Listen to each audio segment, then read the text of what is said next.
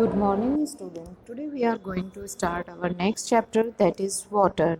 In this chapter, we are going to learn about water as a solvent, water purification, insoluble substances in water, and uses of water. Okay, so let's start our chapter with water as a solvent. As we know, of all common liquids, water is the best solvent, and rainwater is the purest form of water. As rainwater runs down the hillsides with great force, many minerals get dissolved in it. This water is collected in lakes or reservoirs from where we get water for drinking purposes and domestic use.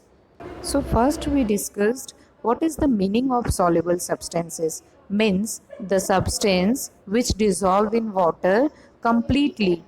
For example, if you dissolve sugar in water, they dissolve completely. It means sugar is soluble in water.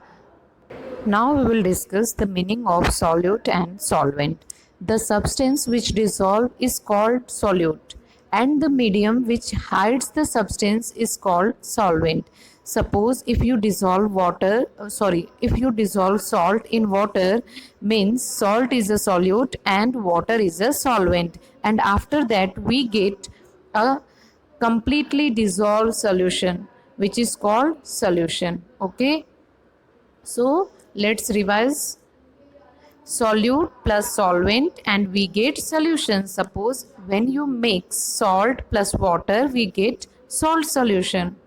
Now we will take another topic, that is insoluble substances.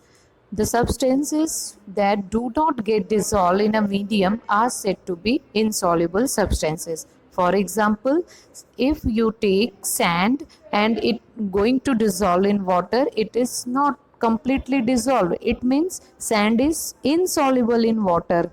Not only solid and liquid are soluble or insoluble in water, there are some gases is also which is insoluble in water.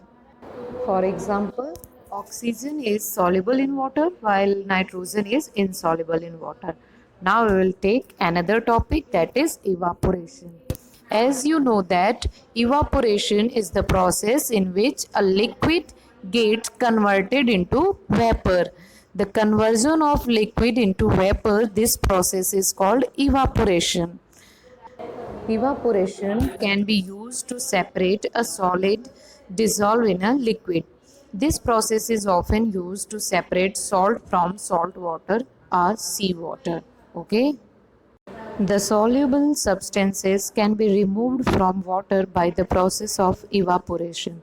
Suppose if you take salt or sugar solution, after that you boil the water till all the water evaporates and it convert into vapors, and after that salt or sugar left behind it. Okay. In evaporation, the dissolved substance is recovered, but the solvent means water is lost. By distillation, we can recover the solvent or water by collecting the water vapor and cooling it by the method of condensation. Condensation means the process of conversion of vapor into water is called condensation. Okay, students, thank you.